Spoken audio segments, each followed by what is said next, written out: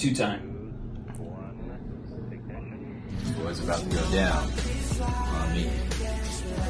You boys ready to get fucked again? You're looking at the 2025 champ. Let's not lose. The boy's a lot more exposed than Andrew's scrotum. Just hoping to do good enough to not be last. Let's go. I'm ready to get hurt again. Hopefully it's only up from here. Here we go again. Hello, Best Night Ever League. This is Cam. This is Penny. Wave hi, Penny. And you'll see Tommy come in and out. We'll see if he hurts himself for our entertainment today. I'm talking to the Fantasy Football League. You want to say hi? So, this is the Week 11 recap. We are 2 weeks away from the playoffs now. For a lot of other people, it's very exciting times, and this is exactly what you live for and why you play fantasy football. For me, it's been over for a very, very long time. Yeah. Can you press buttons? Not right now. I'm sorry. But all right, you know what? If you want to send some messages to the chat, you go ahead. You can press the buttons. But here we are. Let's talk a little Week 11, then we'll talk. We'll have a little chat about the season thus far and where we're headed. We've got. Well, let's talk about mine and Andrew's matchup. It was pretty low scoring across the board for the league, except for a couple big ones. But my team sucks. I played pitiful running backs, and even my good receivers, my best players didn't do well. Diggs is the only guy I had. Diggs and May are my only two double-digit scores. Yeah, yes. Yes, you can press buttons. My team is pitiful, and it hopefully I'm just biding time to. Ken Walker had a great game. How about that? Hopefully that happens again. But just gotta not get last. It's like my team has yet to score a lot of points in any given week, so my hopes are not high. But Andrew's team didn't do particularly well, but Christian McCaffrey just saved him. And what's up, Tommy? Yeah, it's also a little glimpse into my life as to just how everything goes and what it's like. He's good. Nico Collins had a good game for Andrew. I feel like Pat's D should have come through for you with a little more action, but still, you got the win and made it to 10-1. Good for you. I'm 3-8, a meaningless 3-8. Might as well be 0-11. It doesn't matter. So that was that matchup. And then, oh boy, we got buttons being pressed. Hold on 1 second, Penny.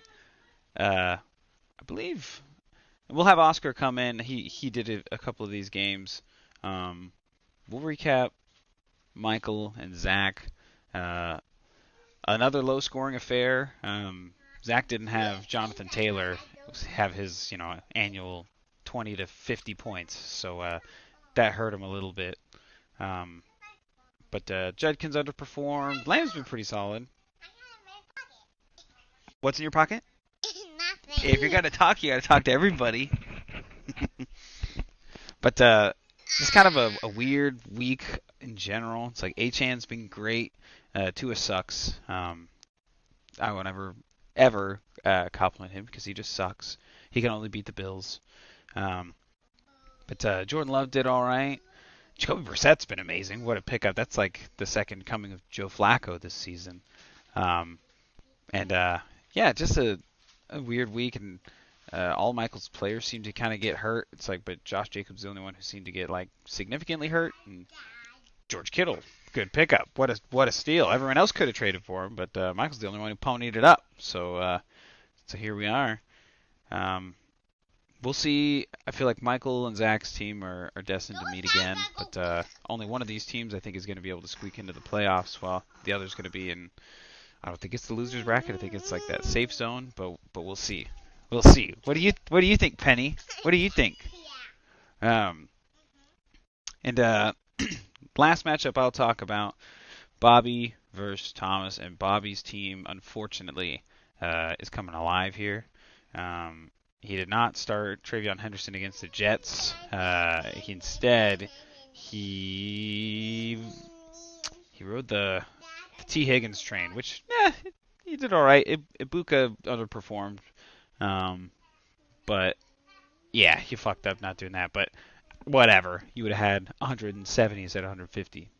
And Thomas's team, it's kind of turning back into a pumpkin here because you've got your team's going to go as far as McBride, Gibbs, and Cook will take you, which could be far. That could be everything. And Herbert, the Chargers are looking terrible. The Seahawks are looking good. Darnold just had a bad game, so he'll probably bounce back. But Thomas sitting at 7-4. We'll see. Right now, I think he's in the playoffs. We'll discuss that here in a second. But Bobby's team looking like he'll probably be it's like the season that got away because he was so close to putting on a run, and he just couldn't put it together, and he got screwed a couple times throughout the year. And so that's a tough one if you're Bobby, where your team is looking excellent right now, but gonna just be in the toilet bowl. I hope I don't play you in the first round. So, or maybe I do because you have a lot of bye weeks. But anywho, we'll pause here, kick it to Oscar for some week 3 reviews. Yeah, go. Penny, you gotta clap. Clap, Penny. Hey, ya! All right, everyone, back at it with the Week 11 matchups recap. So to start, myself against Jacob, I got cooked in the 11th hour. This one was pretty close, back and forth, kind of all week, and then Mariota screwed me over with a overtime interception, but played pretty good overall. But no match to Jacob's squad, which kind of balled out this week. So yeah, nothing too crazy here, but shout out to Jacob for the win. I am now at 4-6, 4-7, officially in the Shard Bowl. So praying I don't make it to dead last. So we'll see. Okay, second matchup, Michael versus Zach. Pretty low scoring. Let's see here. Anything crazy? 22 points for a Kane. 21 points Kittle. Pretty good pretty good game. 15 points for a kicker, and you still lose, Zach. Oh my gosh, brother. Not bad though. Zach 6-5. Michael 7-4. Getting close as we approach playoff time. And then, let's see here. This is going to be me and all my hurts versus Brokeback Mountain Greg versus Connor. Let's see here. Anything crazy? Lamar Jackson, only 2 points. Woof. Let's see here. 31 points for Bijan. Great game from him. Love to see it. Oh, shoot. That hurts. 0 points. For Johnson, that's not good. What else do we got here? Anything crazy? -3 points for the defense. That sucks. Compared to 23 points. Damn. Yeah, if you got -3 compared to 23, you better be losing that game. But shout out to Greg for the win. Connor 3-8, and then Gregor now sits at 6-5. And we're back here for. Let's talk about how we got here. What? What'd you say? What'd you say? Let's talk a little bit about Andrew's team. Let's just look at the standings here. Andrew's sitting at 10-1. I would love nothing more than to just discredit anything and say his season's lucky. It's like he does have the lowest points against, but he's got the highest points for. You got to give it to him. And he's stuck with Christian McCaffrey. And Gentie's been up and down, but his quarterback's been solid. Picking up Daniel Jones and having him at the beginning of the year, and he's still been pretty solid, but that's got to be one of the best pickups of the year. I wish it was me. I could tell you that much. But he's earned it. He's 10-1. He's in the playoffs, and we'll see how far McCaffrey can take his team. I know he's got a Week 14 bye, so that might fuck him a little bit. But McCaffrey's going to score more in 1 week than my running backs will in 2 weeks, so it doesn't really matter, does it? And then I think next best record, we got 2 7-4 teams. We got Michael's team, who I feel like it was just kind of quietly came along, and then all of a sudden, all his players started to boom. Like Josh Jacobs has been good. Roma Dunze was great at the beginning of the year. Imagine if he had Javonte Williams. I bet he's sitting in my boat where he's like, man, if only I had that guy. But Sutton has been good, and then he's tapered off, and Michael's team is solid. It's just, can his quarterbacks have boom weeks along with his running backs? We'll see.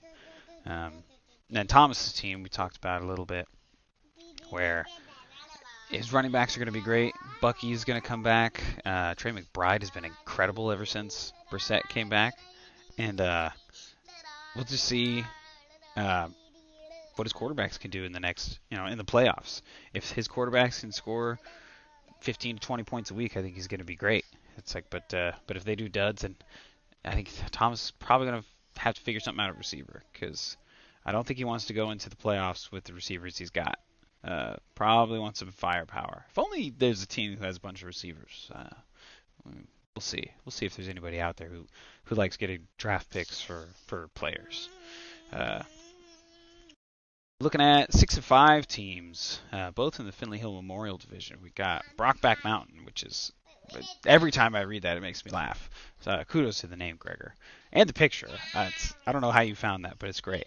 But I think having Derrick Henry, it's been like up and down, but he's going to play the Bengals twice in the next few weeks, and that might take you to the playoffs. Everybody else has just been kind of streaky. Bijan, what are you just doing? Bijan's up and down, but when he's up, he's way up. And Waddle's been pretty good, and Debo's kind of sucked, and Breece Hall's just on the Jets. So he's still got a dangerous team, and he's got a bunch of good quarterbacks. So we'll see what the rest has in store for him. Zach, it's all about Jonathan Taylor, because his team is decent, and then you add Jonathan Taylor, and it's incredible. It's just, an auto lock 30 points. So what are you doing? What are you doing? And with Jonathan Taylor, anything is possible. So just keep that dude on the field. Then you're looking at 5-6 Jacob, who I think is just in limbo, and he's just hoping as long as he doesn't lose the next 2 games, he should be in like the safe zone, if that still exists, which I think it does. But as long as that does, he just needs to win 1. But I think I play him week 13, so we'll see how that goes. And then there's Bobby and Oscar sitting at 4-7. Bobby's got to just be sad and thinking my team is way too good to be this have this shitty record. It's like, and he'd be right, but that sucks for you. It might suck for me, actually. Hopefully we don't play in the first round of the losers bracket. And Oscar's team has been flying by the seat of Jackson Smith and Jigba and Puka Nacua, and those guys have been so consistently good, and where everybody else can kind of just fill in their good weeks. And then you get to Connor's team, me and Connor at 3-8. Connor is just, everything he touches dies this season. Trades for Quentin Johnson, who's been great, and then he turns back into Quentin Johnson. Drafts a Bengals player, and Joe Burrow gets hurt, and everything gets tanked. Even though Chase Brown's come back alive, and Jameson Williams come back alive, and I think his quarterbacks they had a terrible week, but they're going to be back, and I do not want to play him in the playoffs. What's up, Penny? Are you doing that? Yes, I am still doing the video. I'm almost done. Are you gonna leave? Say bye. um, right. I don't want to play. Well, I don't want to play anybody's team because my team is the worst. Somehow I've scored more points than Connor, but his bad luck has to run out here soon. And wow, Bryce Young looking pretty good this year. But we'll just have to see how everything shakes out because then you get to my team, and Drake May has been consistently good. If he's never been bad, he's been decent at worst. And I got to play James. That was fun, even though he didn't do that well. But I at least got to root for Jameis Winston for a day, and that was fun. But my running backs, I mean, trading Javonte Williams pretty much was the kiss of death on my season, where I'm going to really enjoy that 2027 sixth round pick for a guy who is an RB1 all year. But whatever. And RJ Harvey, I hope Sean Payton dies. We'll just put it at that. Hopefully he can put some points together in the fantasy playoffs for me. Diggs has been good. Chase has been great. Wasn't great last game. 10 fucking targets. And he's suspended now because he spit on a guy, dickhead. But whatever. I don't need him this week anyway. I could lose the rest of them. It doesn't matter. Throwaway tight end. Who cares? Rushy Rice had a bad game too, but he's been great ever since he came back. I mean, he's got 19, 21, 16, and then 6. So I think Rice is like my only good draft pick that I made. I wish I would have drafted Rice and Ibuka, but what are you gonna do? Jaden Daniels, my sweet boy. Remember so long ago when I accidentally dropped Jaden Daniels? That was funny. I woke up at like 5 in the morning looking at waiver claims, and then I thought I was dreaming that I had dropped Jaden Daniels, but I meant to do 2 waiver claims each for dropping Jameis Winston, so I'd only get 1. Then I saw I got both quarterbacks I was claiming for, and I was like, how the fuck is that possible? And then I shit my pants, and it was like, no, this cannot be happening. And so I was at the mercy of the league, and I very much appreciate your mercy. And I owe you one. And that might have been my some sort of karmic kiss of death so I have to get last place now because it's just been such a terrible season, and that was such a big mistake. And we'll see how everything else goes. Tyler Shuck, he might be the guy who saves my season. He had one good game, and I'm all in. I just need him for week 14. If he can just play week 14, we're gonna be great. Ooh, coffee. Thank you so much.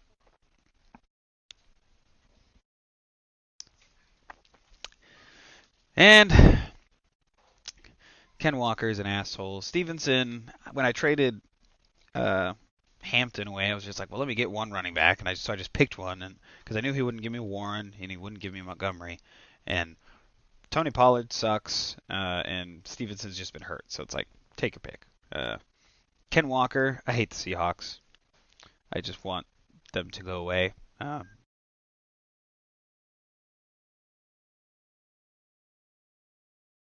Sorry, my headphones turned off.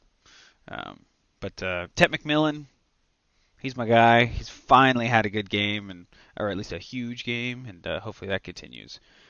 Brian Thomas Jr. is